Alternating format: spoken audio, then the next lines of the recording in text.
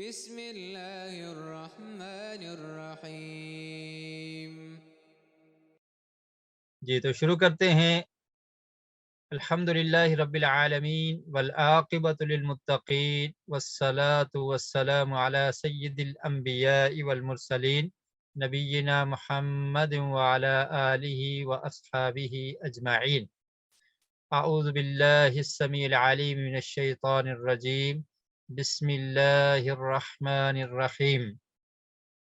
يا بني إسرائيل اذكروا نعمتي التي أنعمت عليكم وأوفوا بأهدي أوف بأهدكم وإياي فارهبون وآمنوا بما أنزلت مصدقا لما معكم ولا تكونوا أول كافر به ولا تشتروا بآياتي ثمنا قليلا وإياي فاتقون ولا تلبسوا الحق بالباطل وتكتموا الحق وأنتم تعلمون۔ جی ان آیات میں ہے بنی اسرائیل کو دعوت دے گی، بنی اسرائیل کو نعمتوں کی یاد دہانی، وعدہ پورا کرنے کی تلقین، قرآن پر ایمان کی دعوت، حق کو باطل سے نہ ملاؤ اور نہ حق کو چھپاؤ۔ تو یہ چیزیں ہیں جن کا ذکر ہے ان آیات میں۔ تو سب سے پہلے جو موضوع ہے وہ کیا ہے؟ بنی اسرائیل کو دعوت۔ تو یہاں سے بنی اسرائیل کو دعوت دینے کا آغاز ہوا۔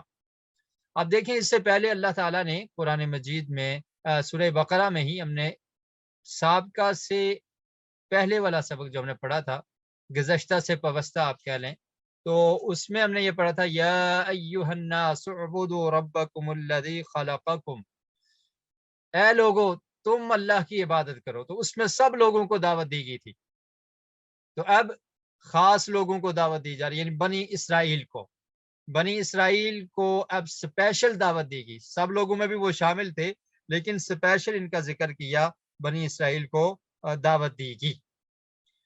اور وہ دعوت کیا تھی، اس کا ذکر ان آیات میں ہوگا۔ اور پھر اللہ تعالیٰ نے ان کو نعمتیں بھی یاد کروائی، کہ جو نعمتیں بنی اسرائیل پر اللہ تعالیٰ نے کی تھی ان کی یاد دہانی بھی کروائی۔ اور پھر ان کو کہا کہ تم نے اللہ سے کچھ وعدہ کیا تھا، اس وعدے کو بھی پورا کرنا ہے، اور قرآن پر ایمان لانے کی دعوت دی، اور یہ بھی ان کو کہا کہ حق کو باطل کے ساتھ تم نہ ملاؤ۔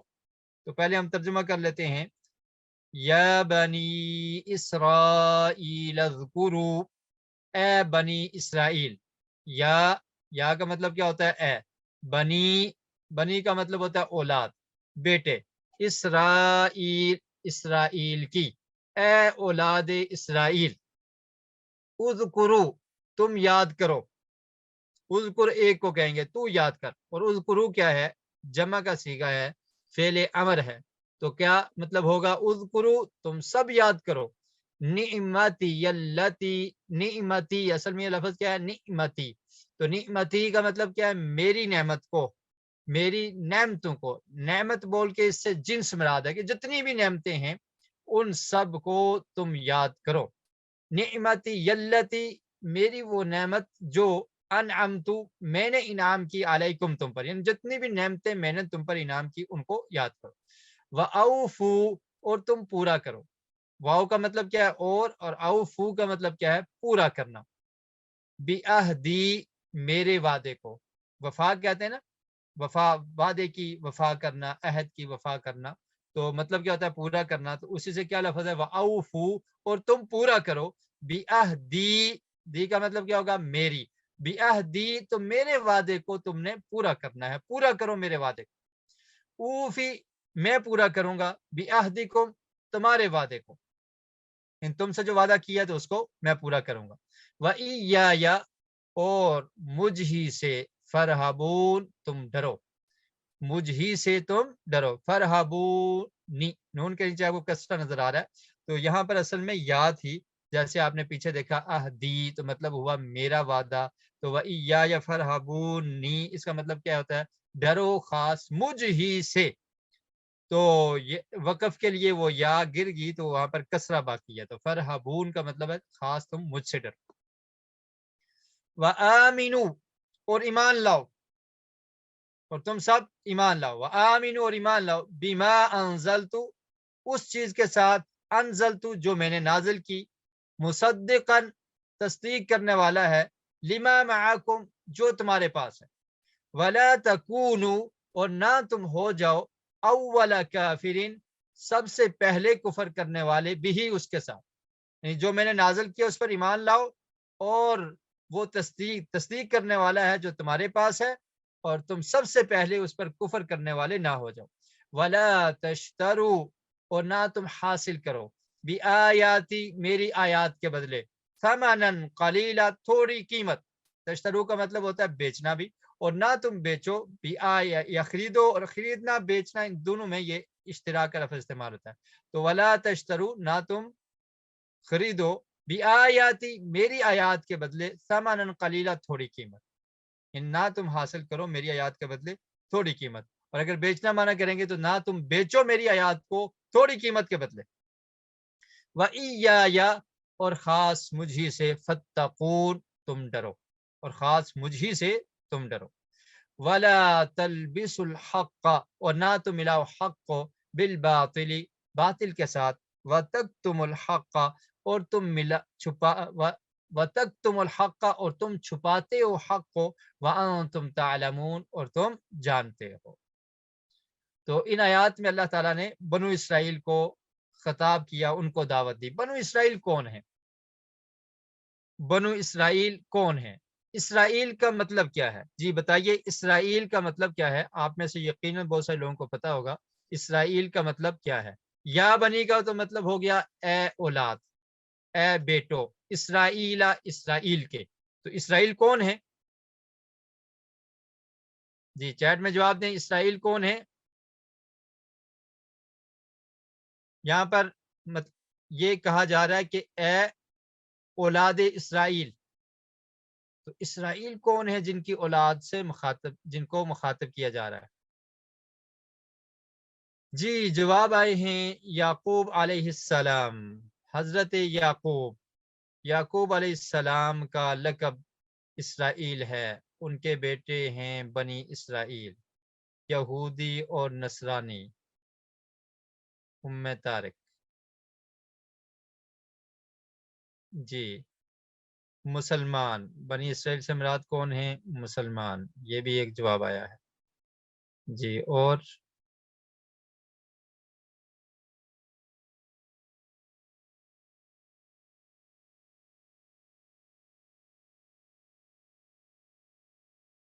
اجمل خان، یعقوب علیہ السلام، اور لبنہ سعید، حضرت یعقوب،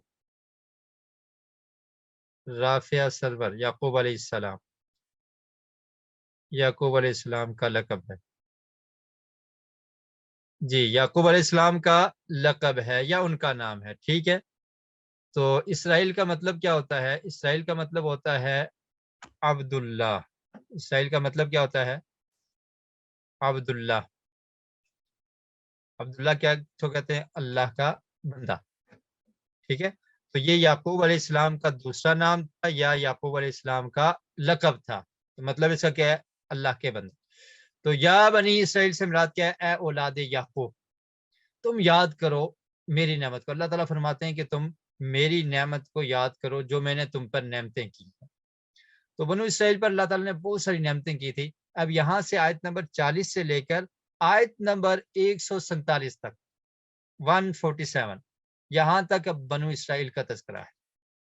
اس میں اللہ تعالیٰ نے جو ان پر نعمتیں کی ہیں ان کا بھی ذکر ہے، اور جو ان کی بدعمالیوں کی وجہ سے ڈانٹ پڑی اس کا بھی ذکر ہے، اور جو ان کو سزا ملی اس کا بھی ذکر ہے۔ تقریباً 10 نعمتوں کا ذکر اللہ تعالیٰ نے کیا، اور جو ان کو سزا ملی 10 سزائیں ان کا بھی ذکر ان آیات میں موجود ہے۔ آیت نمبر 40 سے لے کر 147 تک بنو اسرائیل کا تفصیل سے ذکر ہے۔ یہاں پر قرآن مجید میں ان کا تفصیل سے ذکر کیوں کیا گیا؟ اس کی کیا وجہ ہے؟ اس کی وجہ یہ ہے، آپ قرآن مجید میں دیکھیں تو موسیٰ علیہ السلام کا تذکرہ بہت زیادہ ہے قرآن مجید میں، اور اسی طرح بنو اسرائیل کا تذکرہ بھی موجود ہے۔ تو ہم سے پہلے جو لوگ تھے جن پر کتاب نازل ہوئی تھی وہ بنو اسرائیل تھے، وہ اہل کتاب تھے، یہود و نصارہ تھے۔ تو ان کا ذکر تفصیل سے موجود ہے کہ ان نے کتاب پر عمل نہ کیا اور ان نے بدعہدیاں کی، کتاب کو تبدیل کرنے کی کوشش کی، تحریف و تبدل کیا، اور پھر ان پر اللہ تعالیٰ کی طرف سے عذاب آیا۔ تو اس لیے یہ چیزیں بیان کی کہ تاکہ امت محمدیہ کے لوگ جب ان واقعات کو پڑھیں تو وہ یہ سمجھیں کہ جو کتاب اللہ پر عمل کرے گا اس کو ہدایت بھی ملے گی، وہ کامیاب بھی ہوگا، اور اگر کوئی کتاب اللہ کو چھوڑ دے گا تو جس طرح پہلی قومیں عذاب کا شکار ہوئی تو ہم لوگ بھی اس عذاب کا شکار ہو سکتے ہیں۔ تو یہ عبرت کے لیے ہے کہ قرآن مجید میں تفصیل کے ساتھ ان کا ذکر ہے۔ تو اللہ تعالیٰ نے فرمایا کہ اے اولاد آدم، تم یاد کرو میری نعمتوں کو جو میں نے تم پر نعمتیں کی ہیں۔ ان نعمتوں کا ذکر آئے گا کہ اللہ تعالیٰ نے کیا کیا انعامات کیے بنو اسرائیل پر، اور اللہ تعالیٰ ان کو یہ یاد دہانی کروا رہے ہیں ان پر احسان کرتے ہوئے۔ اور اس سے مراد بنو اسرائیل سے مراد کون سے لوگ ہیں؟ اس سے مراد بنو اسرائیل میں بہت سارے انبیاء آئے، اولاد یعقوب علیہ السلام کی جو اولاد تھی تو اس میں بہت سارے پیغمبر آئے۔ پہلے پیغمبر جو ان میں تھے وہ تھے یوسف علیہ السلام، اور ان میں آخری پیغمبر کون تھے؟ عیسیٰ علیہ السلام۔ بہت سارے پیغمبر آئے۔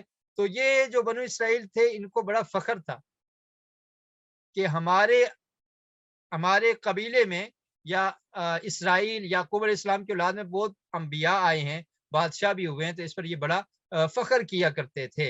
اور پھر اس وجہ سے یہ بھی کہا کرتے تھے کہ اگر ہم کچھ بھی عمل نہیں کریں گے تو کوئی بات نہیں ہے، اللہ تعالیٰ ہمیں معاف کر دے گا، ہمارے جو قبیلہ تھا یا یعقوب علیہ السلام کی جو اولاد تھی ہماری نسل میں تو بڑے انبیاء آئے ہیں، تو اللہ تعالیٰ ہمیں معاف کر دے گا۔ تو اس کا بھی اللہ تعالیٰ نے رد کیا کہ تمہیں اعمال کرنے کی ضرورت ہے، اگر تم مومن نہیں بنو گے، اپنے وعدے کو پورا نہیں کرو گے تو تم کامیاب نہیں ہو سکتے۔ اور ان سے وعدہ یہ بھی کیا گیا تھا کہ ان کی کتابوں میں یہ لکھا ہوا تھا کہ ایک نبی آنے والے ہیں جو آخری نبی ہوں گے، تم نے ان کی تصدیق کرنی ہے۔ سورہ مائدہ کی آیت نمبر 12 میں اس وعدے کا ذکر موجود ہے کہ اللہ تعالیٰ نے ان سے یہ وعدہ کیا تھا کہ تم نے نماز پڑھنی ہے، تم نے زکوٰۃ ادا کرنی ہے، تم نے انبیاء علیہ السلام کی تائید کرنی ہے، ان کی نصرت کرنی ہے، اور وہ جو بھی نبی ہوں گے جو تمہاری زندگی میں نبی آئیں گے ان کی تم نے تصدیق اور تائید کرنی ہے۔ تو انہوں نے پھر اس وعدے کو پورا نہیں کیا۔ تو اللہ تعالیٰ نے فرمایا کہ میں نے تم پر انعامات کیے ہیں، وَأَوْفُوا بِعَهْدِي، اور اب تمہارا یہ حق ہے کہ تم میرے وعدے کو پورا کرو۔ تو ان بنو اسرائیل تو ایک پوری یعنی اسرائیل علیہ السلام کی اولاد مراد ہے، تو جو لوگ اس وقت موجود تھے ان کو بھی اللہ تعالیٰ نے خطاب کیا، اہل کتاب کو، یہود و نصارہ کو، کہ تم نے یہ وعدہ کیا تھا کہ ہم آخری نبی پر ایمان لائیں گے، تو اب تمہیں ایمان لانا چاہیے۔ تو ان کو بھی اللہ تعالیٰ نے یہ خطاب کیا، وَأَوْفُوا بِعَهْدِي، کہ تم پورا کرو میرے وعدے کو، اوفی بِعَهْدِكُم، میں تمہارے وعدے کو پورا کروں گا کہ تمہیں جنت ملے گی، نعمتیں ملیں گے، جو اللہ کا وعدہ ہے تو اللہ تعالیٰ اس وعدے کو پورا کرے گا۔ وَإِيَّايَ فَارْهَبُونَ، اور خاص مجھے سے ڈرو۔ اور پھر ان کو یہ بھی کہا کہ وَآمِنُوا بِمَا أَنزَلْتُ، کہ تمہیں یہ پتا ہے، اہل کتاب کو پتا تھا کہ یہ کتاب قرآن مجید یہ حق ہے، اور یہ نبی علیہ الصلاۃ والسلام یہ برحق نبی ہیں، اور یہ کتاب تصدیق کرنے والی جو تمہارے پاس ہے۔ تمہارے پاس کیا ہے؟ موسیٰ علیہ السلام پر جو کتاب نازل ہوئی، عیسیٰ علیہ السلام پر جو کتاب نازل ہوئی، تورات اور انجیل، اس کی تصدیق کرنے والی یہ کتاب قرآن مجید ہے، تو تمہیں چاہیے کہ تم اس پر ایمان لے آؤ۔ وَلَا تَكُونُوا أَوَّلَ كَافِرٍ بِهِ، اور سب سے پہلے کفر کرنے والے نہ ہو جاؤ۔ پہلے کفر کرنے والے سے مراد کیا ہے؟ اس سے پہلے مکہ میں مشرکین بھی تو کفر کر چکے تھے، لیکن وہ لوگ جاہل تھے، ان کے پاس علم نہیں تھا۔ اہل کتاب یہ جانتے تھے، جاننے پہچاننے کے بعد سب سے پہلے کفر کرنا یہ بڑا جرم ہے۔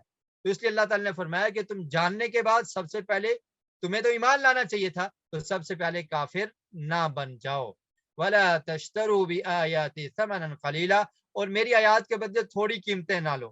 مطلب کیا ہے کہ وہ آیات میں تبدیلی کر دیتے تھے، پیسے کے عوض قیمت وصول کر کے غلط فتویٰ دے دیا کرتے تھے۔ جب ان سے ان کے لوگ پوچھتے ان کے علماء سے کہ ایک نبی آنے والے ہیں جس کا ذکر ہماری کتاب میں موجود ہے اور وہ آخری نبی ہوں گے اور سب نے ان پر ایمان لانا ہے، تو کیا یہ جو نبی آ چکے ہیں یہ وہی ہیں؟ وہ کیا کرتے تھے؟ تبدیلی کرتے تھے، حق اور باطل کو خلط ملط کر دیتے تھے، جیسے اگلی آیت میں ذکر ہے۔ تو واضح بات نہیں کیا کرتے تھے اور تھوڑی قیمت کے بدلے غلط مسئلے بتا دیا کرتے تھے، غلط مسئلہ بتا کر تھوڑی قیمت لے لیتے تھے۔ اور اس سے مراد عام لوگ بھی ہیں، امت محمدیہ میں بھی ایسے لوگ جو یہ عمل کرتے ہیں ان کے لیے بھی یہ وعید ہے کہ اللہ کی کتاب کو بیچ کر تھوڑے پیسے وصول نہیں کرو، رشوت لے کر غلط فتوے دے دیتے ہو اور اپنی مرضی کی بات آئے تو اس کو مان لیا، جو مرضی کے خلاف ہو تو اس کو ماننے سے انکار کر دیا، اور پیسے کے عوض بادشاہوں کو خوش کرنے کے لیے، حکمرانوں کو خوش کرنے کے لیے، کسی بڑے کو خوش کرنے کے لیے قرآن مجید کی غلط مفہوم بیان کر دینا۔ اسی طرح یہ یہودیوں کی عادت تھی کہ وہ قیمت کے عوض، پیسے کی عوض آیات کو بیچ ڈالتے تھے۔ تو اس سے اللہ تعالیٰ نے منع کیا وَلَا تَشْتَرُوا بِآيَاتِي ثَمَنًا قَلِيلًا، کہ تم نے میری آیات کے بدلے تھوڑی قیمت وصول نہیں کرنی۔ ٹھیک ہے، یہ بات سمجھ آ گئی۔ یہاں پر بعض لوگ یہ سمجھتے ہیں کہ اس سے مراد کیا ہے کہ قرآن مجید پر اجرت لینا یہ جائز نہیں ہے، کہ قرآن مجید کی کوئی تعلیم دیتا ہے تو وہ اجرت نہیں لے سکتا۔ کیوں نہیں لے سکتا؟ کیونکہ اللہ تعالیٰ نے فرمایا وَلَا تَشْتَرُوا بِآيَاتِي ثَمَنًا قَلِيلًا، کہ تم نے میری آیات کے بدلے تھوڑی قیمت حاصل نہیں کرنی۔ تو جو کتاب اللہ کی تعلیم دیتا ہے تو کیا خیال ہے، وہ بھی قیمت لے رہا ہے یا نہیں لے رہا؟ تو پھر جو قاری صاحب ہیں یا جو ٹیچر ہیں، قرآن کا ٹیچر، اس کو تو پیسے نہیں دینے چاہیے؟ کیا خیال ہے آپ لوگوں کا؟ کیونکہ اللہ تعالیٰ نے قرآن میں کیا فرمایا وَلَا تَشْتَرُوا بِآيَاتِي ثَمَنًا قَلِيلًا، میری آیات کے بدلے تھوڑی قیمت نہ لو، اور مولویوں کی تنخواہ تو ویسے بھی تھوڑی ہوتی ہے۔ کیا خیال ہے؟ تو نہیں دینی چاہیے ان کو؟ کیا کہتے ہیں آپ لوگ؟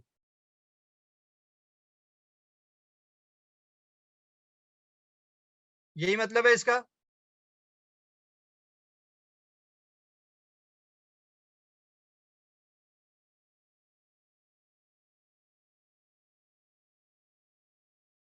جی، لکھتے ہیں کہ وقت کا اجر ہے، دینی چاہیے اگر لیتے ہیں، اگر نہ لیں تو نہیں دینی چاہیے۔ یہ بھی اچھا ہے، یعنی اس سے منع نہیں فرمایا گیا، دینی چاہیے وہ لوگ محنت کیے بدلے لیتے ہیں، paid so that they can raise their families۔ جی، وہ محنت بھی کر سکتے ہیں نا، نبی کریم صلی اللہ علیہ وسلم نے بکریاں بھی تو چرائی ہیں، تجارت بھی تو کی ہے۔ کیا خیال ہے؟ لیکن اگر وہ تجارت کو وقت دیں گے تو پھر قرآن نہیں پڑھا سکیں گے۔ ایک مسجد کا امام جو 5 وقت جماعت کرائے گا، نماز پڑھائے گا، بچوں کو پڑھائے گا، تو وہ پھر باہر تجارت کیسے کر سکے گا؟ اگر تجارت کے لیے جائے گا تو ظہر کی نماز کے لیے نہیں آئے گا، پھر اس کی مرضی ہے اس مسجد میں پڑھے یا کسی اور جگہ پڑھ لے۔ تو خیر، یہ جو آیت ہے اس کا مطلب یہ ہے کہ وَلَا تَشْتَرُوا بِآيَاتِي ثَمَنًا قَلِيلًا، کہ میری آیات کے بدلے تھوڑی قیمت وصول نہ کرو، یعنی آیات کا غلط مفہوم بیان کر کے تھوڑی قیمت کے بدلے میں یہ بیچو نہیں، یہ مطلب ہے۔ یہ مطلب نہیں ہے کہ کتاب اللہ کی تعلیم پر اجرت نہیں لے سکتے، وہ لے سکتے ہیں، جائز ہے، درست ہے۔ ٹھیک ہے، تو لے سکتے ہیں، جائز ہے اور درست ہے، اور دینی بھی چاہیے، کیونکہ آپ دیکھیں نا دنیاوی تعلیم کے لیے ہم کتنی فیس دیتے ہیں، لیکن جب قرآن کی تعلیم دینی ہو تو ہمیں فیس دینا پڑ جائے تو بڑی مشکل اور بڑی گراں گزرتی ہے۔ وجہ کیا ہے کہ نہیں، ہم نہیں دے سکیں کیونکہ ہمارے یہاں اہمیت نہیں ہے۔ سائنس کا کوئی سبجیکٹ پڑھانا ہو، انگلش پڑھانی ہو تو ہم بہت ساری فیسز دے دیتے ہیں، لیکن اگر کوئی قرآن کی تعلیم پر فیس مانگے تو پھر ہم سب ناراض ہو جاتے ہیں۔ خیر، آپ ناراض نہیں ہونا، ہم آپ سے فیس نہیں لیں گے، یہ ہماری کلاس فری ہے الحمدللہ۔ لیکن ایک بات سمجھانے کے لیے میں یہ عرض کر رہا ہوں کہ اس سے یہ مراد نہیں ہے کہ قرآن مجید کی آیات یا قرآن مجید کی تعلیم دینے پر اجرت نہیں لی جا سکتی، وہ اجرت لی جا سکتی ہے۔ مطلب یہ ہے کہ قرآن کی آیات کو چھپا کر، پیسے کی خاطر آیات کو چھپا دینا، غلط مسئلہ بتا دینا، یہ جائز نہیں ہے، اور اس کی وضاحت قرآن مجید میں ہی ہے۔ سورہ بقرہ کی آیت نمبر 174 اور 175، اس کو آپ نے پڑھنا ہے۔ اس میں اللہ تعالیٰ نے ارشاد فرمایا ان الذین یکتمون ما انزل اللہ من الکتاب ویشترون به ثمنا قلیلا، یہاں پر وضاحت ہے، قرآن کی ایک آیت دوسری آیت کی وضاحت کرتی ہے، تو اپنی من مرضی سے تفسیر نہیں کی جاتی۔ تفسیر کے لیے کیا ہے، قرآن کی آیت کو قرآن کے ساتھ तफसीर या कुरान की तफसीर अहादीस के साथ, सहाबा इकराम के आसार के साथ तफसीर की जाती है। तो इसका मतलब क्या है? अल्लाह ताला ने फरमाया कि बेशक वो लोग यक्तुमून मा अंज़लल्लाह, छुपाते हैं जो अल्लाह ने नाजिल किया, मिनल किताबी, किताब से, किताब में जो आयात उनको क्या करते हैं? छुपा देते हैं। वयश्तरून बिही समनन कलीला, और उसके बदले कीमत वसूल कर लेते हैं, थोड़ी कीमत वसूल कर लेते हैं। उलाइका मा याकुलून फी बुतूनिहिम इल्ला नार, तो ये लोग अपने पेट में आग भर रहे हैं कि कुरान की आयत को छुपा लिया, मसला गलत बता दिया, थोड़ी कीमत के लिए उन्होंने ऐसा किया, तो ये पेट में क्या भर रहे हैं? आग भर रहे हैं। वला युकल्लिमुहुमुल्लाहु यौमल क़ियामा, क़यामत के दिन अल्लाह ताला इनसे कलाम नहीं करेगा। वला युज़क्कीहिम, और इनको पाक भी नहीं करेगा। वलहुम अज़ाबुन अलीम, और इनके लिए दर्दनाक अजाब है। तो ये ऐसे लोगों का तज़किरा है अहले किताब में से जिनने आयात को छुपाया, आयात में तब्दीली की, गलत फतवे दिए, और इसी तरह आज के उलमा अगर ऐसा करेंगे तो उनके लिए भी ये वाईद है कि जो किताबुल्लाह को दुनियावी कीमत के इवज उसकी आयात को छुपा देते हैं, गलत मसला बता देते हैं, तो उनको अल्लाह के अजाब से डरना चाहिए। अल्लाह ने फरमाया उनके लिए दर्दनाक अजाब है, अल्लाह उनसे कलाम भी नहीं करेगा। और फिर फरमाया उलाइकल्लज़ीना इश्तरौद्दलालता बिलहुदा वल अज़ाब बिलमग़फ़िरा फमा अस्बरहुम अलन्नार, और यही वो लोग हैं जिन्होंने गुमराही को खरीद लिया है हिदायत के बदले, और अजाब को खरीद रखा है मगफरत के बदले, और इन्होंने कैसे ही अजीब लोग हैं कि इन्हें आग पर सब्र कर लिया है। तो ये मुराद है कि दीन का जो मसला है उसको छुपाना नहीं, कुरान की आयत को छुपाना नहीं, और गलत चीज को बताना और हकीकत को छुपा देना, तो ये दुरुस्त नहीं है।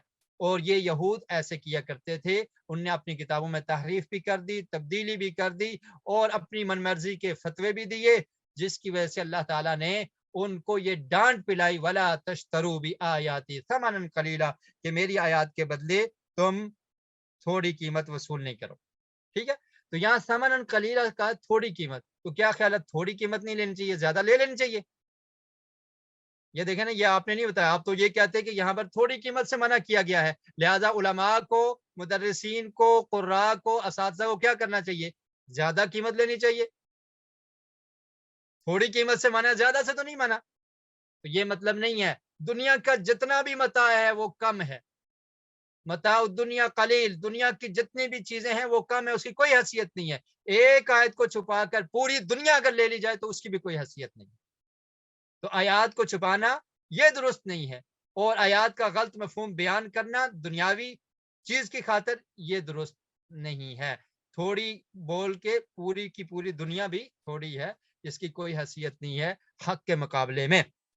जी, तो बाकी ये बात कि कुरान मजीद की तालीम पर उजरत ली जा सकती है, तो इसका सबूत अहादीस में भी मिलता है। सहीह बुखारी में हदीस है, नबी करीम सल्लल्लाहु अलैहि वसल्लम ने इरशाद फरमाया, इन्ना अहक्क मा अखज़्तुम अलैहि अजरन किताबल्लाह, इन्ना अहक्क मा अखज़्तुम अलैहि अजरन किताबल्लाह, कि सबसे ज्यादा हक चीज जिस पर तुम उजरत लो वो अल्लाह की किताब है। अगर कोई किताबुल्लाह पढ़ाता है, कोई कारी साहब पढ़ाते हैं, कोई मुअल्लिमा पढ़ाती है, कोई मुअल्लिम सिखाता है, तो वो फीस का मुतालबा करता है तो उसको देनी चाहिए, और जितनी वो फीस मांगे उतनी दे दें, कोई हरज नहीं है। वो इस पर उजरत ले रहा है, और उजरत लेना क्या है? जायज है और दुरुस्त है, क्योंकि अल्लाह के रसूल ने फरमाया कि सबसे ज्यादा हक चीज वो है जिस पर तुम उजरत लेते हो, वो अल्लाह की किताब है। और फिर वो वाकया भी मशहूर है कि सहाबाए किराम ने दम किया एक गैर मुस्लिम को, और उसको कहा कि हम तुम्हें दम करेंगे कुरान मजीद पढ़कर।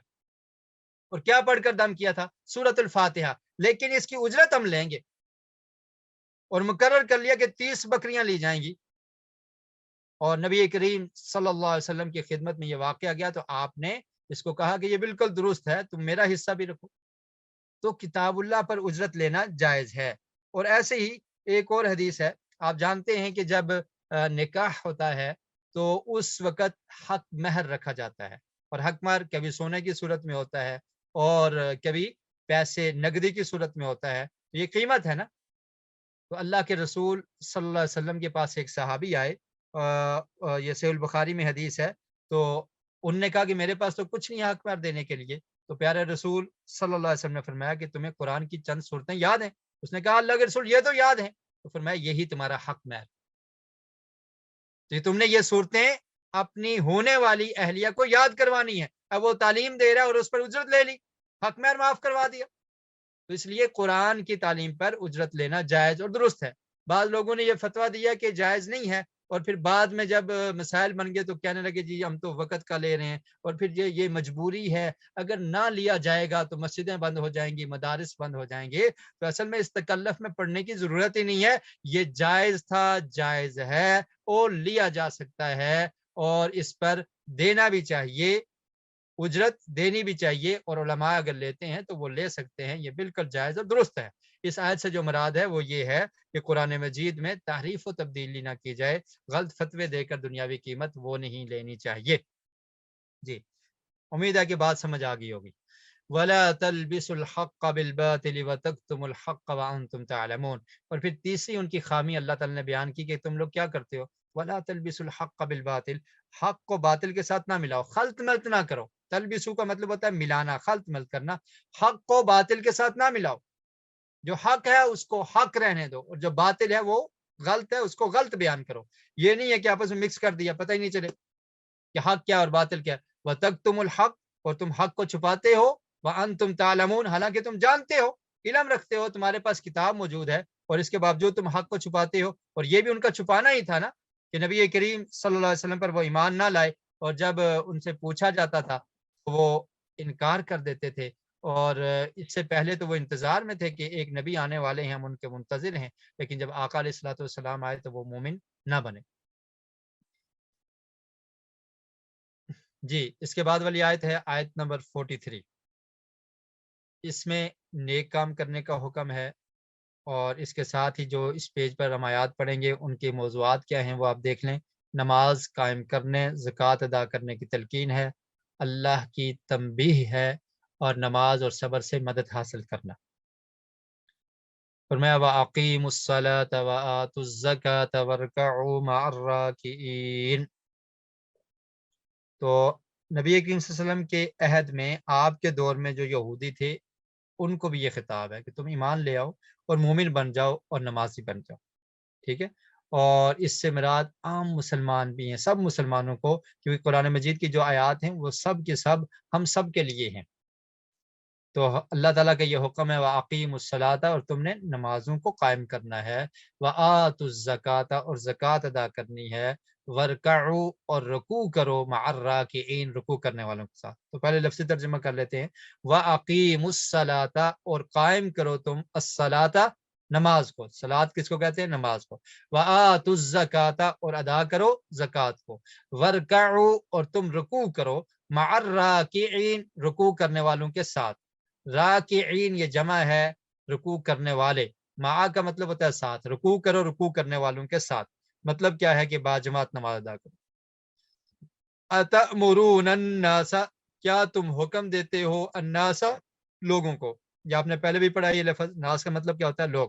کیا تم, کا مطلب ہے کیا, تأمرون, تم حکم دیتے ہو, الناس, لوگوں کو, بالبر, نیکی کا, وتنسون, اور تم بھول جاتے ہو, انفسکم, اپنے آپ کو, اپنی جانوں کو, وانتم تتلون الکتاب, اور حالانکہ تم تلاوت کرتے ہو کتاب کی, افلا تعقلون, تو کیا تم عقل نہیں رکھتے, واستعینوا, اور تم مدد طلب کرو, مدد حاصل کرو, بالصبر, صبر کے ساتھ, والصلاۃ, اور نماز کے ساتھ, وانہا لکبیرۃ, اور بے شک یہ البتہ بہت بڑی ہے, الا, مگر, علی الخاشعین, خشوع کرنے والے, ڈرنے والوں پر. الذین, وہ لوگ, یظنون, جو یقین رکھتے ہیں, انہم ملاقو, بے شک وہ ملیں گے, ملاقات کریں گے, ربہم, اپنے رب سے, وانہم, اور بے شک وہ, الیہ, اسی کی طرف, راجعون, لوٹ کر جانے والے. جی, اب دیکھیے اس میں اللہ تعالیٰ نے بنو اسرائیل کو کہا کہ تم ایمان لے آؤ, ایمان لانے کے بعد تم نے کیا کرنا ہے, وَأَقِیمُوا الصَّلَاةَ, نماز کو قائم کرنا ہے, وَآتُوا الزَّکَاةَ, اور زکوٰۃ ادا کرنی ہے, وَارْکَعُوا مَعَ الرَّاکِعِینَ, اور رکوع کرنے والوں کے ساتھ رکوع کرنا ہے. رکوع کرنے والوں سے مراد کیا ہے کہ جماعت کے ساتھ نماز پڑھنی ہے, باجماعت نماز ادا کرنی ہے, اور مردوں کے لیے یہ تاکید ہے کہ وہ جماعت کے ساتھ نماز ادا کریں, بغیر عذر کے جماعت کو چھوڑیں نہیں. بلکہ اللہ کے رسول صلی اللہ علیہ وسلم نے ارشاد فرمایا, سنن ابن ماجہ میں روایت ہے, کہ وہ شخص جو اذان سنے اور سن کر مسجد میں نہ آئے تو اس کی نماز نہیں ہوتی. بغیر عذر کے اگر مسجد میں نہیں آتا تو اس کی نماز نہیں ہوتی. اور پھر ایسے ہی پیارے رسول صلی اللہ علیہ وسلم نے ارشاد فرمایا، صحیح البخاری کی حدیث ہے، کہ میرا دل کرتا ہے کہ میں مصلی امامت پر کسی کو کھڑا کر دوں، اس کی ذمہ داری لگاؤں کہ وہ جماعت کرائے، اور میں خود ان گھروں کی طرف چلا جاؤں کہ جو لوگ اذان کی آواز کو سن کر مسجد کی طرف نہیں آتے، اور ان کے گھروں کو میں ان سمیت آگ لگا دوں. اللہ اکبر، کتنی بڑی وعید ہے. تو یہاں پر اللہ نے کیا حکم دیا؟ ورکعوا مع الراکعین، جماعت کے ساتھ نماز ادا کرنی ہے. تو مردوں کے لیے یہ ضروری ہے کہ وہ با جماعت نماز ادا کریں. تو یہ حکم پہلے لوگوں کو بھی تھا، بنو اسرائیل کو بھی، اور امت مسلمہ کے افراد کو بھی یہ حکم ہے. اتأمرون الناس بالبر، تو کیا تم لوگوں کو نیکی کا حکم دیتے ہو، وتنسون انفسکم، اور خود اپنے آپ کو بھول جاتے ہو. مطلب کیا ہے کہ لوگوں کو نیکی کا حکم اور خود تم اس پر عمل نہیں کرتے، تو یہ عمل ٹھیک نہیں ہے. جو شخص لوگوں کو حکم دیتا ہے تو اسے خود بھی عمل کرنا چاہیے. تو اپنے آپ کو بھول جانا یعنی خود عمل نہ کرنا. وانتم تتلون الکتاب، اور تم کتاب کی تلاوت کرتے ہو، اہل کتاب، تمہارے پاس کتاب موجود ہے، تو رات و انجیل کا علم تمہارے پاس موجود ہے. لوگوں کو بڑے تم نیکی کا حکم دیتے اور خود عمل نہیں کرتے. افلا تعقلون، کیا تم عقل نہیں رکھتے؟ تو اے مسلمانوں، تم قرآن مجید کو پڑھتے ہو، تم لوگوں کو نیکی کا حکم دیتے ہو، خود اپنے آپ کو بھول جاتے ہو، کیا تمہیں عقل نہیں ہے؟ جیسے وہ کتاب پڑھتے تھے تو ہم بھی تو کتاب پڑھتے ہیں نا، قرآن مجید. تو اس لیے جس نے نیکی کا حکم دینا ہے اس نے خود بھی عمل کرنا ہے. یہ بہت بڑا جرم ہے کہ انسان لوگوں کو نیکی کا حکم دے اور خود عمل نہ کرے. لیکن اس کا یہ مطلب نہیں ہے کہ جو خود عمل نہیں کرتا تو وہ لوگوں کو نیکی کا حکم بھی نہیں دے سکتا. کیا خیال ہے؟ یہ مطلب نہیں ہے. اس کام سے نہیں روکا کہ تم نے لوگوں کو نیکی کا حکم نہیں دینا، بلکہ روکا کس سے ہے کہ خود بھی عمل کرنا ہے. بے عملی سے روکا ہے کہ ایسا نہ ہو کہ لوگوں کو نیکی کا حکم دیتے رہو، خود عمل نہ کرو. یہ معاملہ درست نہیں ہے. دعوت دینے کی ممانعت نہیں ہے، بلکہ عمل نہ کرنے پر وعید ہے کہ عمل کو تم نے چھوڑنا نہیں ہے، خود بھی عمل کرنا ہے. لوگوں کو بھی دعوت دینی ہے اور خود بھی اس پر عمل کرنا ہے. اور اس کے بارے میں ایک بڑی سخت وعید ہے. نبی کریم صلی اللہ علیہ وسلم نے ارشاد فرمایا کہ قیامت کے دن ایک ایسا شخص ہوگا کہ جس کو جہنم میں ڈالا جائے گا. ایک آدمی کو لایا جائے گا، جہنم میں اس کو ڈال دیا جائے گا، اور اس کی انتڑیاں آگ میں نکل کر ڈھیر ہو جائیں گی. آگ میں نکل کر کیا ہوں گی؟ ڈھیر ہو جائیں گی. اور وہ ان کے گرد ایسے گھومے گا جیسے گدھا اپنی چکی کے گرد گھومتا ہے. استغفر اللہ. تو آگ والے اس کے گرد جمع ہو جائیں گے اور کہیں گے، اے فلاں تیرا کیا معاملہ ہے؟ تو ہمیں نیکی کا حکم دیا کرتا تھا اور ہمیں برائی سے منع کیا کرتا تھا، تو تیرے ساتھ یہ معاملہ کیوں ہوا؟ تو وہ کیا کہے گا کہ میں تمہیں نیکی کا حکم دیتا تھا اور خود نہیں کرتا تھا، اور میں تمہیں برائی سے منع کرتا تھا لیکن خود وہ برائی کر لیا کرتا تھا، تو اس لیے مجھے یہ سزا دی جا رہی ہے. صحیح البخاری کی حدیث. اس لیے یہ بہت بڑا گناہ ہے کہ عمل نہ کرنا. تو نیکی کا حکم بھی دینا چاہیے اور خود بھی اس پر عمل کرنا چاہیے. وَاسْتَعِینُوا بِالصَّبْرِ وَالصَّلَاةِ، اور تم مدد طلب کرو صبر کے ساتھ. کوئی پریشانی آ جائے، کوئی مصیبت آ جائے تو اس پر کیا کرنا ہے؟ صبر کرنا ہے. صبر اہل علم کہتے ہیں 3 قسم کا ہوتا ہے. کتنی اقسام کا ہوتا ہے؟ 3 قسم کا ہوتا ہے. کون بتائے گا صبر کی 3 اقسام کون کون سی ہیں؟ جی بتائیے. کافی دیر ہو گئی ہے، میں اکیلا بول رہا ہوں، ابھی آپ کی باری ہے.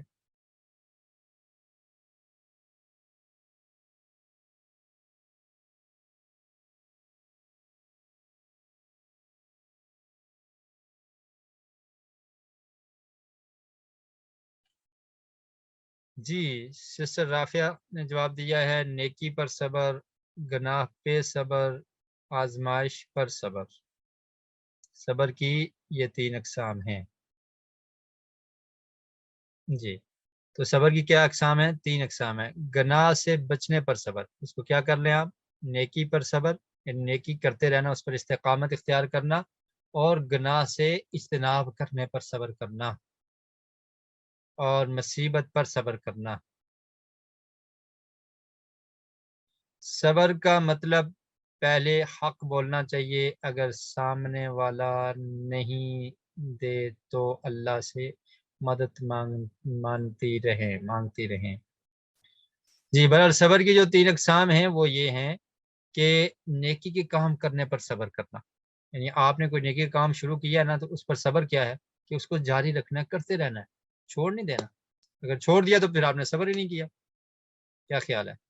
ابھی آپ نے اگر 2 کلاسیں اٹینڈ کی اس کے بعد چھوڑ دیتے ہیں تو پھر صبر نہیں کیا نا آپ نے۔ اگر کوئی شخص نوافل ادا کرتا ہے اور پھر چھوڑ دیتا ہے تو پھر وہ صبر نہیں کرتا۔ تو یہ کیا ہے؟ نیکی کا کام کرنے پر صبر، برائی سے بچنے پر صبر۔ صبر کا اصل میں لفظی مطلب ہوتا ہے روک لینا اپنے آپ، نیکی کرنے پر روک لینا، کرتے چلے جانا، اور برائی سے بچنا، یہ صبر ہے۔ ٹھیک ہے، 2 صبر ہو گیا، نیکی کرنے پر صبر کرنا، برائی سے بچنے پر صبر کرنا، اور تیسرا کیا ہے؟ کوئی مصیبت آ جائے تو اس پر صبر کرنا۔ تو صبر یہ بہت عظیم چیز ہے۔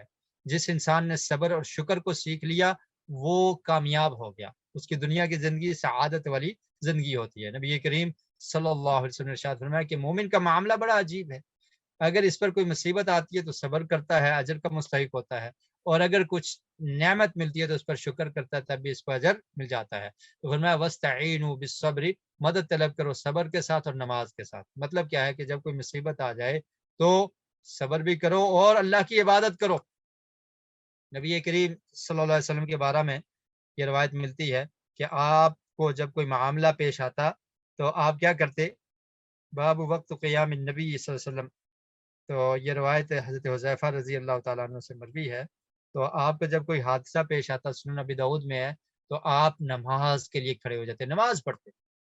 تو یہ مطلب ہے کہ نماز کے ساتھ صبر کرو، اللہ کی عبادت میں لگ جاؤ، اللہ تعالیٰ صبر کی توفیق دے دیتے ہیں۔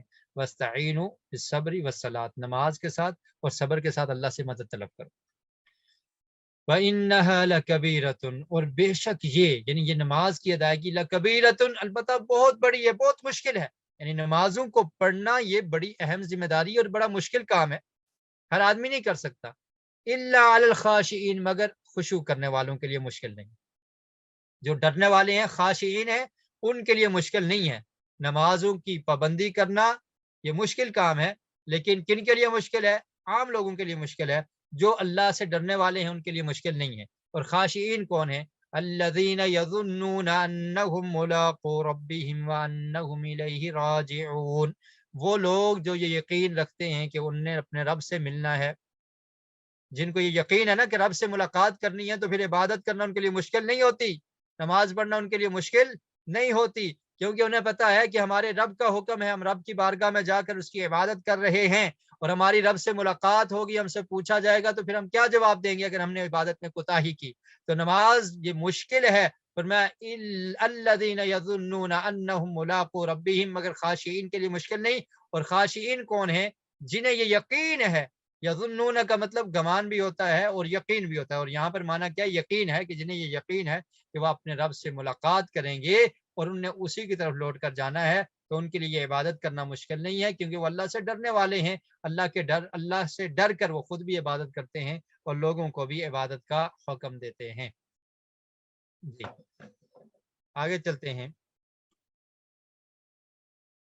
یا بنی اسرائیل اذکروا نعمتی التي انعمت علیکم وانی فضلتکم علی العالمین واتقوا یوما لا تجزی نفس عن نفس شیئا ولا يقبل منها شفاعة ولا يؤخذ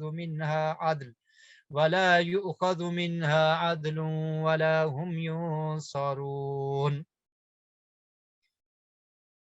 بنو اسرائیل کو اللہ تعالیٰ نے نعمتیں یاد کروائی، اب دوبارہ سے اللہ تعالیٰ ان کو مزید نعمتیں یاد کروا رہے ہیں، اور پھر ان کو خطاب کیا، اور ان کو اللہ تعالیٰ نے مخاطب کیا، اور یہ واعظ کرنے کا ایک بہترین طریقہ ہے کہ کسی کو مخاطب کر کے، کسی کو آواز دے کر اس کو سمجھانا، تو اس سے زیادہ سمجھ آتی ہے۔ تو اللہ تعالیٰ نے فرمایا اے بنی اسرائیل، پہلے بھی فرمایا کہ میری نعمتوں کو یاد کرو، اور اب نعمتوں کا اجمالاً ذکر تھا، اب تفصیلاً ذکر کرنے سے پہلے اللہ تعالیٰ نے پھر ان کو خطاب کیا، اے بنی اسرائیل اذکروا نعمتی التی، یاد کرو میری نعمت کو جو میں نے نعمت تم پر کی ہے، اور وہ نعمتیں کیا ہے؟ وَأَنِّي فَضَّلْتُكُمْ عَلَى الْعَالَمِينَ، بے شک میں نے، وَأَنِّي کا مطلب کیا ہے؟ بے شک میں نے، فضلتکم، فضیلت دی ہے تم کو، علی العالمین، تمام جہانوں پر، وَاتَّقُوا اور تم ڈر جاؤ یومن اس دن سے لا تجزی نفس نہیں کافی ہوگی کوئی جان نہیں بدلے میں دی جائے گی کوئی جان عن نفس کسی دوسرے نفس سے یعنی ایک جان کے بدلے دوسری جان سے بدلہ نہیں لیا جائے گا شیئن کچھ بھی ولا یقبل اور نہیں قبول کی جائے گی منہا اس سے شفاعت کوئی سفارش ولا یؤخذ منہا اور نہ ہی لیا جائے گا اس سے عدل کوئی بدلہ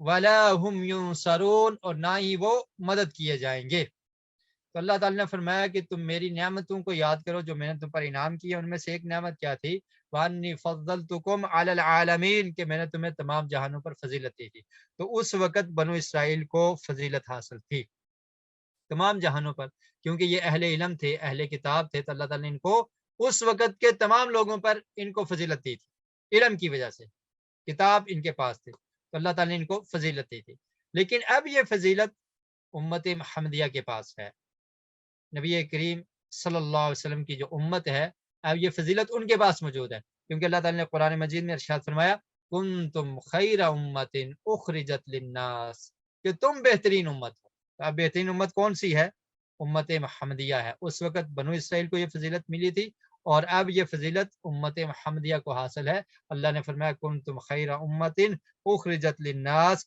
تأمرون بالمعروف وتنہون عن المنکر کہ تم بہترین امت ہو کیونکہ تم لوگوں کو نیکی کا حکم دیتے ہو اور برائی سے روکتے ہو تب بہترین امت کون ہے امت محمدیہ علیہ الصلوۃ والسلام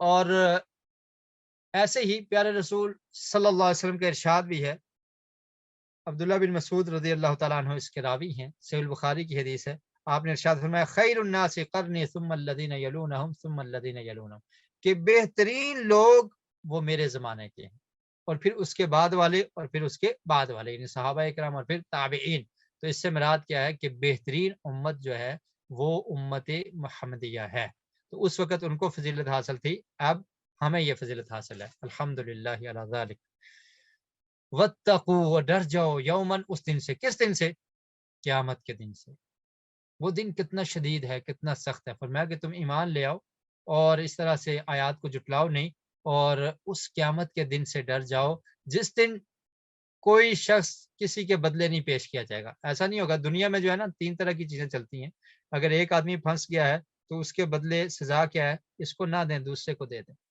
تو کیا ہوتا ہے بس اوقات قبول کر لی جاتی ہے اور کبھی کیا ہوتا ہے کوئی سفارش آ جاتی ہے بہت بڑی کی سفارش ہے تو مان لو اس کو چھوڑ دو اس مجرم کو اور کبھی کیا ہوتا ہے کہ کچھ لے لیں فدیہ لے لیں ایسے دے دیتے ہیں بدلے میں کچھ اور لے لیں سزا نہ دیں تو یہ بھی دنیا میں چل جاتا ہے رشوت بھی چل جاتی ہے سفارش بھی چل جاتی ہے اور یہ مجرم ہو رہا ہے سزا کسی اور کو دلوا دی جاتی ہے یہ سب کچھ چلتا ہے لیکن اللہ تعالیٰ نے فرمایا قیامت کے دن ایسا نہیں ہوگا اگر جو مجرم ہے سزا اسی کو ملے گی اس کے بدلے میں دوسرے کو نہیں پیش کیا جا سکتا اور شفاعت بھی نہیں ہوگی سفارش بھی نہیں ہوگی اب کیا خیال ہے مسلمانوں کے لیے سفارش ہوگی یا نہیں ہوگی یہاں پر تو ذکر ہے ولا یقبل منها شفاعت کوئی سفارش نہیں چلے گی تو امت محمدیہ میں شفاعت ہوگی یا نہیں ہوگی کیا خیال ہے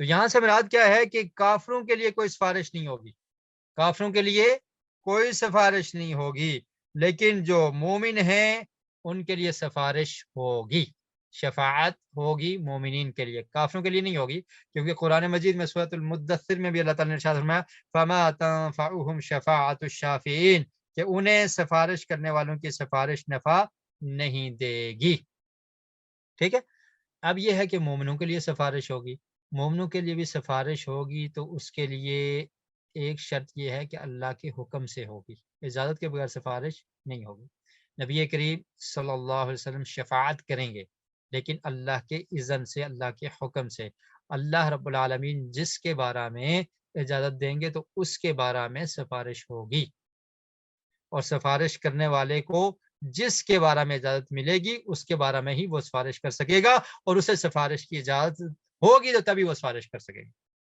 آپ آیت الکرسی پڑھتے ہیں نا، آیت الکرسی میں اللہ تعالیٰ نے کیا فرمایا؟ سورۃ البقرہ کی یہ آیت نمبر کون سی ہے؟ 255۔ فرمایا من ذا الذی یشفع عندہ الا باذنہ، کون ہے جو سفارش کر سکے مگر اس کی اجازت سے؟ کوئی سفارش نہیں کر سکے گا اللہ کی اجازت کے بغیر۔ تو یہ کافروں کو تو کوئی شفاعت فائدہ نہیں دے گی، لیکن مومنین کو سفارش اور شفاعت نبی کریم صلی اللہ علیہ وسلم کریں گے، اور وہ شفاعت کیسے ہوگی؟ اللہ کے اذن سے ہوگی، اللہ کے حکم سے ہوگی۔ اللہ کی اجازت کے بغیر کوئی سفارش نہیں کر سکے گا۔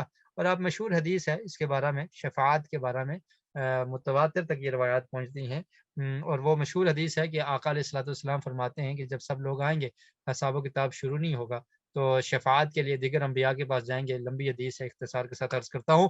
تو سب انکار کر دیں گے، تو اللہ کے رسول کیا کریں گے؟ سجدے میں گر جائیں گے، اور پھر اللہ کی طرف سے حکم ہوگا، اجازت ہوگی، سل اللہ کے رسول آپ سوال کیجئے تو آپ کو دیا جائے گا، آپ سفارش کریں، آپ کی سفارش کو قبول کیا جائے گا، اور پھر اللہ کے رسول سفارش کریں گے۔ جی، ولا ہم ینصرون، اور نہ ہی وہ مدد کیے جائیں گے۔ آیت نمبر 48 ہو چکی ہے، اور اس کے بعد ہم صرف 2 آیات اور پڑھیں گے آج کے سبق میں انشاءاللہ الرحمن۔ اور یہ قرآن مجید میں یہ اگلا پیج شروع ہو رہا ہے، تو اس سے سبق ایک پیج کا آغاز ہو رہا ہے، لیکن ہم 2 آیات پڑھیں گے، اور اس کے بعد ہماری آیات 50 کمپلیٹ ہو جائیں گی، اور پھر اس کے بعد والا سبق ہم اگلے سیٹرڈے کو پڑھیں گے انشاءاللہ۔ تو یہاں پر اللہ تعالیٰ نے بنو اسرائیل کو یہ کہا کہ فضیلت آپ کو دی ہے تمام جہانوں پر، اور تم قیامت کے دن سے ڈر جاؤ، اس دن کوئی بدلہ نہیں قبول ہوگا، کوئی شفاعت نہیں چلے گی، اور کوئی سفارش کافروں کے لیے نہیں ہوگی۔ اب اللہ تعالیٰ نے فرمایا تھا کہ میری نعمتیں یاد کرو۔ اب نعمتوں کا ذکر ہے۔ ایک نعمت کیا تھی کہ تمہیں تمام جہانوں پر فضیلت دی ہے، یہ نعمت ہے یا نہیں ہے؟ بہت بڑی نعمت ہے۔ اور دوسری نعمت کیا تھی اس کا اللہ نے ذکر کیا۔ وہ نعمت کیا تھی؟ فرعون سے نجات، فرعون کے مظالم سے نجات، سمندر کے پھٹنے اور فرعون کے غرق ہونے کا بیان۔ تو یہ نعمت تھی۔ پہلی آیات کا ترجمہ سن لیں، پھر مختصر تفسیر عرض کریں گے۔ وَإِذْ نَجَّيْنَاكُمْ مِنْ آلِ فِرْعَوْنَ يَسُومُونَكُمْ سُوءَ الْعَذَابِ يُذَبِّحُونَ أَبْنَاءَكُمْ وَيَسْتَحْيُونَ نِسَاءَكُمْ وَفِي ذَلِكُمْ بَلَاءٌ مِّن رَّبِّكُمْ عَظِيمٌ وَإِذْ فَرَقْنَا بِكُمُ الْبَحْرَ فَأَنجَيْنَاكُمْ وَأَغْرَقْنَا آلَ فِرْعَوْنَ وَأَنْتُمْ تَنظُرُونَ۔ وَإِذْ، اور جب، نَجَّيْنَاكُمْ ہم نے نجات دی تمہیں، نجینا ہم نے نجات دی، کم تم کو، سب کو، کم جمع کے لیے، نجیناکم ہم نے نجات دی تم سب کو، من آل فرعون آل فرعون سے، فرعون کی آل سے، یسومونکم وہ چکھاتے تھے تم کو، دیتے تھے تم کو، سوء العذاب برا عذاب۔ سوء کا مطلب کیا ہوتا ہے؟ برا، برا عذاب دیتے تھے۔ کیا برا عذاب دیتے تھے؟ آل فرعون، بنو اسرائیل کو۔ جی دیکھیے وہ عذاب کیا تھا، کتنا بڑا عذاب دیتے تھے، کتنی بڑی سزا دیتے تھے۔ یذبحون ابناءکم وہ ذبح کر دیتے تھے تمہارے بیٹوں کو، یذبحون ذبح کرتے تھے، سختی سے ذبح کرتے تھے، ابناءکم تمہارے بیٹوں کو، ویستحیون اور زندہ رکھتے تھے، نساءکم تمہاری عورتوں کو۔ سورۃ النساء بھی ہے نا، تو نساء کا مطلب کیا ہے؟ عورتیں، اور وہ زندہ رکھتے تھے تمہاری عورتوں کو۔ وفی ذالکم اور اس میں، بلاء آزمائش تھی، آزمائش تھی، من ربکم تمہارے رب کی طرف سے، عظیم بہت بڑی، بڑی آزمائش تھی۔ بیٹوں کو وہ ذبح کرتے تھے اور عورتوں کو زندہ چھوڑ دیتے تھے۔ وَإِذْ فَرَقْنَا بِكُمُ الْبَحْرَ اور جب، فرقنا ہم نے پھاڑ دیا، علیحدہ علیحدہ کر دیا، بِكُمُ الْبَحْرَ تمہارے لیے سمندر کو پھاڑ دیا، فَأَنْجَيْنَاكُمْ اور ہم نے نجات دی تم کو، وَأَغْرَقْنَا اور ہم نے غرق کیا، آل فرعون فرعون کی آل کو، وَأَنْتُمْ تَنْظُرُونَ اور تم دیکھ رہے تھے، تمہاری آنکھوں کے سامنے ہم نے اس کا یہ حشر کیا۔ تو یہ اللہ رب العالمین کی نعمت تھی کہ فرعون سے اللہ تعالیٰ نے बनु इसराइल को नजात अता की। तो देखिए वइज़ नज्जैनाकुम मिन आलि फिरऔना, कि जब हमने तुम्हें निजात दी फिरऔन की आल से, वो तुम्हें बुरा अजाब देते थे। और बुरा अजाब क्या था? युज़ब्बिहूना अबनाअकुम, वो तुम्हारे बेटों को ज़बह करते थे और तुम्हारी औरतों को जिंदा छोड़ देते थे। इमाम तबरी रहमतुल्लाह अलैह ने इब्न अब्बास रज़ी अल्लाह ताला अन्हु से एक रवायत नकल की है कि फिरऔन और उसके दरबारियों ने ये बाहमी मशवरा किया कि बनु इसराइल का कहना है कि अल्लाह ताला ने इब्राहीम अलैहिस्सलाम से वादा किया था कि उनकी औलाद में अंबिया भी होंगे और बादशाह भी होंगे। अल्लाह ताला इब्राहीम अलैहिस्सलाम की औलाद में क्या पैदा करेगा? अंबिया भी और बादशाह पैदा फरमाएगा। तो उन्होंने कहा कि इसका कोई हल होना चाहिए। अब बनु इसराइल बढ़ते जा रहे हैं, इनकी तादाद ज़्यादा होती जा रही है, तो मोमिनीन की तादाद ज़्यादा होती है, औलाद भी ज़्यादा होती है। तो इस ये मोमिन थे बनु इसराइल और अंबिया अलैहिस्सलाम की औलाद में से थे, और ये कहा करते थे कि अल्लाह ताला ने इब्राहीम अलैहिस्सलाम की नस्ल में अंबिया को भी भेजा है और बादशाहों को भी भेजा है। अब बादशाह को बता दिया जाए कि तुम्हारी कुर्सी तुमसे छिन जाएगी, तुम्हारी जगह कोई और बादशाह आ जाएगा, तो वो कहाँ बर्दाश्त कर सकता है? क्या ख्याल है? आजकल तो कोई आम आदमी नहीं बर्दाश्त करता कि कुर्सी की ऐसी बुरी ये आदत है। तो जी, तो उसको ये अब खतरा था कि इनमें बादशाह भी आएंगे तो हमारी बादशाहत कोई ना ले ले। तो उसके दरबारियों ने और इनने ये मिलकर ये कहा कि हम ऐसे करते हैं कि कुछ आदमी मुकर्रर करते हैं कि जिनके पास छुरियां होंगी और वो बनी इसराइल में चक्कर लगाएंगे। जहां कोई नौमौलूद लड़का मिलेगा तो उसे क्या करेंगे? ज़बह कर दें। ने ये फैसला कर लिया। और फिर इन्होंने ये सोचा कि जो बनु इसराइल के बड़े लोग हैं, ये तो अपनी तबी मौत फौत हो रहे हैं और छोटे बच्चों को हम कत्ल कर रहे हैं, ज़बह कर रहे हैं, तो ये हमारे काम कौन करेगा? जब नए लोग उनको ज़बह कर दिया गया और जो उधेड़ उम्र के लोग हैं, बड़ी उम्र के लोग हैं, वो तभी मौत फौत हो गए, तो फिर काम कौन करेगा? तो उन्होंने कहा ऐसे करते हैं कि 1 साल इनके जो बच्चे हैं नौमौलूद, उनको ज़िंदा रहने दिया जाएगा और अगले साल जो बच्चे पैदा होंगे तो उनको क्या किया जाएगा? ज़बह कर दिया जाएगा। बादशाह को कहता था कोई बच्चा बड़ा होकर बादशाह ना बन जाए और फिरौनियों से हुकूमत छिन जाए और बनु इसराइल में चली जाए, ये तो बड़ा ही अजीब बात होगी। तो उनने ये जुल्म किया, युज़ब्बिहूना अब्नाअकुम। और फिर क्या हुआ कि मूसा अलैहिस्सलाम की वालिदा जब वो उम्मीद से हुई, तो उस साल उम्मीद से हुई ये जिस साल इन्होंने बच्चों को ज़बह करना था, और उससे पहले जब ये उम्मीद से हुई तो उस साल बच्चों को ज़बह करने की बारी नहीं थी, तो उस वक़्त पैदा हुए हारून अलैहिस्सलाम। तो वो चूँकि बच गए, अब अगले साल ज़बह करना था, तो उस साल कौन पैदा हुआ? मूसा अलैहिस्सलाम पैदा हुआ। और फिर मूसा अलैहिस्सलाम को अल्लाह ताला ने कैसे बचाया, इसका तफ़सील से ज़िक्र है, तो इसका ज़िक्र हम वहाँ पर जब पहुँचेंगे तो फिर करेंगे। तो ये एक उनकी प्लानिंग थी और इस तरह से उनने ये किया। ये रिवायत इमाम तबरी रहमतुल्लाह अलैह ने ज़िक्र की है इब्न अब्बास रज़ी अल्लाह तआला अन्हु से, जो सहाबी रसूल हैं। अब इब्न अब्बास रज़ी अल्लाह तआला अन्हु ने ये रिवायत कहाँ से ली, वहाँ से आगे इसकी सनद का ज़िक्र नहीं है। तो उनने बनु इसराइलियात से ली है। तो इसराइलियात की जो रवायात सही मौसूल हों, जिनकी सनद सही हो, तो उसके बारे में मौक़िफ़ ये है कि उस पर ख़ामोशी इख्तियार करनी चाहिए। ख़ामोशी का मतलब ये है कि उसकी तस्दीक भी नहीं की जा सकती और तकज़ीब भी नहीं की जा सकती। इसको जुटलाया भी नहीं जा सकता कि ऐसा नहीं हुआ, क्योंकि मुमकिन है सही हुआ हो, और इसकी तस्दीक भी नहीं की जा सकती कि 100% ऐसा हुआ, क्योंकि ये मुस्तनद उस एतबार से नहीं है कि जैसे कि अहादीस मुस्तनद होती हैं कि जो रवायत नबी करीम सल्लल्लाहु अलैहि वसल्लम तक पहुँचती है। तो बहरहाल ये इसराइलियात से है। इसी तरह बाज़ लोग ये ज़िक्र करते हैं कि फ़िरऔन ने ख्वाब देखा था, तो इसलिए फिर उसने ये काम किया, लेकिन ये रवायत साबित नहीं है। बहरहाल ये रवायत जो मैंने आपके सामने अर्ज़ की है, तो ये इब्न अब्बास रज़ी अल्लाह तआला अन्हु से साबित है। तो इन्हें ऐसे किया कि वो बेटों को ज़बह कर देते थे, वयस्तहयूना निसाअकुम, और औरतों को ज़िंदा रखते थे। और अल्लाह ताला ने फरमाया कि इसमें तुम्हारे लिए बहुत बड़ी आज़माइश थी। अब ये आज़माइश थी, ये एक आज़माइश थी آزمائش نعمت دے کر بھی ہوتی ہے اور مصیبت پہنچ جانا اس پر بھی اللہ کی طرف سے آزمائش ہوتی ہے. تو اب ان کے بچوں کو ذبح کرنا یہ بہت بڑی آزمائش تھی. اور ایسے ہی اللہ تعالیٰ نے شروع میں وَإِذْ نَجَّيْنَاكُم مِّنْ آلِ فِرْعَوْنَ، آل فرعون سے نجات دلا دینا یہ بھی تمہارے لیے آزمائش تھی. کہ تم پر اتنا بڑا انعام کیا ہے، یہ اتنے ظالم لوگ تھے ان سے تمہیں نجات دے دی ہے، اب تم مومن بنتے ہو یا نہیں بنتے، تم کیا کرتے ہو، یہ بھی آزمائش تھی. تو دونوں معنی ٹھیک ہیں. فی ذالکم، اس میں یعنی تمہیں نجات دینے میں بھی آزمائش ہے، اور تم پر جو یہ مصیبت ڈائی گئی تھی اس میں بھی تمہارے لیے بہت بڑی آزمائش تھی. اور پھر آگے انعامات کا ذکر ہے.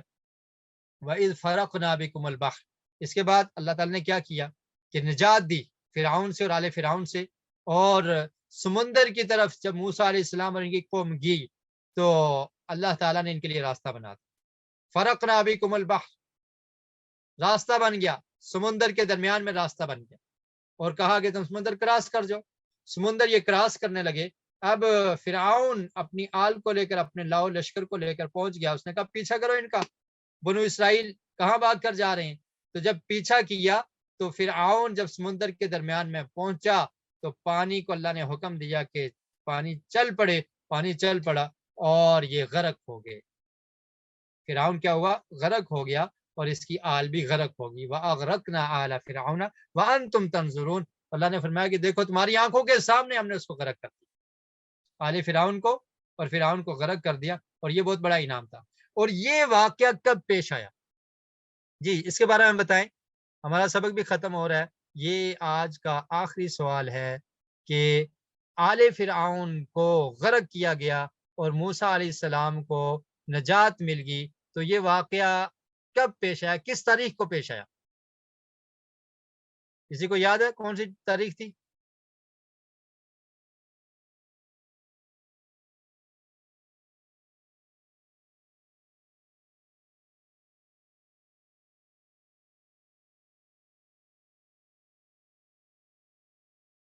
جی، جو انڈرسٹینڈ قرآن ٹیم ممبرز ہیں ان کی طرف سے جوابات زیادہ موصول ہوتے ہیں. رافیہ سسٹر، فائزہ، اور جی اس کے علاوہ کوئی اور جواب دیں.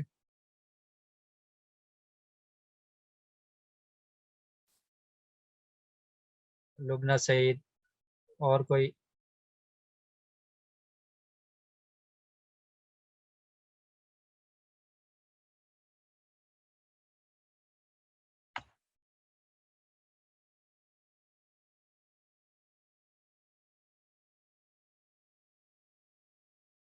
جی تو بہرحال سبق کے اختتام کی طرف ہم چلتے ہیں.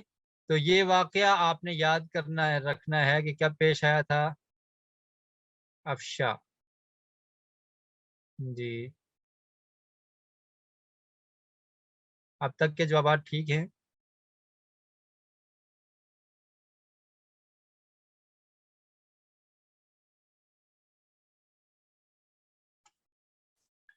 جی یہ واقعہ پیش آیا تھا عاشورہ، 10 محرم. اور 10 محرم کا روزہ رکھتے تھے مسلمان، رکھتے ہیں ابھی بھی. بہرحال یہ موسیٰ علیہ السلام کی قوم کے جو لوگ تھے یہ بھی روزہ رکھتے تھے، بنو اسرائیل بھی. جب نبی کریم صلی اللہ علیہ وسلم مدینہ منورہ میں آئے تو آپ نے دیکھا کہ اہل کتاب یہود جو ہے وہ 10 محرم کا روزہ رکھتے ہیں. تو آپ نے پوچھا کہ تم روزہ کیوں رکھتے ہو؟ تو کہنے لگے کہ اس تاریخ کو اللہ رب العالمین نے، صحیح البخاری میں یہ حدیث ہے، باب صوم یوم عاشورہ، اس ضمن میں ہے. تو فرمایا کہ تم روزہ کیوں رکھتے ہو؟ تو کہنے لگے کہ اس دن، عاشورہ کے دن، اللہ رب العالمین نے موسیٰ علیہ السلام اور ان کی قوم کو فرعون اور آل فرعون سے نجات دی تھی، تو اس لیے ہم روزہ رکھتے ہیں.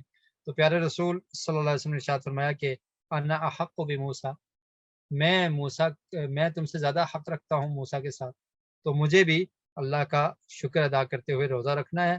تو چنانچہ اللہ کے رسول صلی اللہ علیہ وسلم نے عاشورہ کا روزہ رکھا، اور اپنی امت کو بھی، صحابہ کرام کو بھی حکم دیا، اور صحابہ کرام بھی روزہ رکھا کرتے تھے. اور یہ روزہ فرض تھا. پھر جب رمضان کے روزے فرض ہوئے تو پیارے رسول صلی اللہ علیہ وسلم نے اختیار دے دیا کہ تم میں سے جو چاہتا ہے وہ روزہ رکھ لے، اور جو چاہتا ہے تو وہ روزہ نہ رکھے. نفلی روزہ ہے لیکن اس پر بڑا ثواب ہے. تو خیر یہ 10 محرم کو یہ واقعہ پیش آیا تھا کہ اللہ تعالیٰ نے آل فرعون کو غرق کیا اور موسیٰ علیہ السلام کی قوم کو نجات دی. تو یہ اللہ تعالیٰ کا بنو اسرائیل پر ایک انعام تھا۔ اور آپ دیکھیں کہ یہ جو واقعات تھے یہ ہو چکے تھے، پھر بھی اللہ رب العالمین نے اس کا تذکرہ کیا کہ بنو اسرائیل جو اس وقت موجود تھے ان کو یاد دلانے کے لیے کہ تم اس چیز پر فخر کرتے ہو کہ تمہارے اندر انبیاء تھے، اللہ کے برگزیدہ بندے تھے، پیغمبر تھے، اور تمہارے اوپر جو تمہارے خاندان کے لوگ تھے تو ان پر اتنے انعامات ہوئے، تو یہ حقیقت میں تمہارے اوپر ہی انعامات کہ ان کو فرعون سے نجات دی اور اس طرح سے۔ اور پھر جو ان میں بدعمالیاں تھیں اس کو بھی اللہ تعالیٰ نے ذکر کیا کہ آگے ذکر آئے گا کہ تم لوگ اس وقت جو یہ یہود جو کام کیا کرتے تھے، جادو کرتے تھے، تحریف کر دی تھی ان نے کتابوں میں، اور اس طرح سے جو بری عادات ان میں پائی جاتی تھی، حق بات کو چھپا دینا، تو اس بات سے اللہ تعالیٰ نے ان کو منع کیا، اور ساتھ ساتھ یہ انعامات ذکر کیے کہ دیکھو تم پر تو اتنے بڑے بڑے انعامات گزرے ہیں، اور تمہیں چاہیے کہ اللہ کا وعدہ پورا کرو، اور اللہ نے جو تم سے وعدہ پورا کیا ہے تو اس کو اللہ تعالیٰ پورا کرے گا۔ جی، تو اس طرح سے ہماری 50 آیات الحمدللہ بتوفیق اللہ کمپلیٹ ہو چکی ہیں۔ تو نیکسٹ لیسن میں ہم آیت نمبر 51 سے شروع کریں گے، اور ان سے فرق رکھنے کے لیے 9 10 یا 10 11 رکھنے کا بھی حکم دیا ہے۔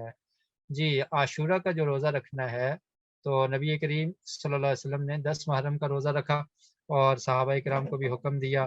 پہلے یہ فرض تھا، پھر اس کے بعد جب رمضان کے روزے فرض ہوئے تو پھر اس کا اختیار دے دیا۔ پھر اللہ کے رسول صلی اللہ علیہ وسلم کی آخری زندگی میں آپ نے ارشاد فرمایا کہ اگر میں زندہ رہا، صحیح مسلم میں حدیث ہے، لأصومن التاسع، تو میں 9 کا روزہ رکھوں گا۔ تو اس سے یہ معنی لیا گیا ہے کہ مطلب یہ ہے کہ 9 اور 10 کا، تاکہ یہودیوں کی مخالفت ہو جائے کہ وہ صرف 10 کا رکھتے ہیں، تو ہم 9 اور 10 کا بھی رکھیں گے۔ تو 9 اور 10 کا رکھنا یہ مسنون ہے۔ باقی یہ ہے کہ 11 کا رکھنا، تو اس کے بارے میں جو روایت ہے وہ ثابت نہیں ہے، صحیح ثابت نہیں ہے، لیکن اگر بہتر یہ ہے کہ 9 اور 10 کا روزہ رکھ لیا جائے تو یہ زیادہ بہتر ہے۔ اگر کوئی 9 کا نہیں رکھ سکا تو وہ 10 کے ساتھ 11 کو اس لیے ملا لے کہ تاکہ یہودیوں سے مخالفت ہو جائے، تو اس نیت پر اس کو اجر مل جائے گا۔ تو بہرحال مسنون اور ثابت یہی ہے کہ 9 اور 10 محرم کا روزہ رکھا جائے۔ واللہ عالم بالصواب۔ جی، تو سبق ہمارا ختم ہو چکا ہے، اس امید سے کہ آئندہ کلاس میں دوبارہ آپ حضرات سے ملاقات ہوگی۔ اللہ تعالی ہمیں قرآن مجید کو پڑھنے کی، سمجھنے کی اور اس پر عمل کرنے کی توفیق نصیب فرمائے۔ سبحانک اللہم و بحمدک، اشہد ان لا الہ الا انت، استغفرک و اتوب الیک۔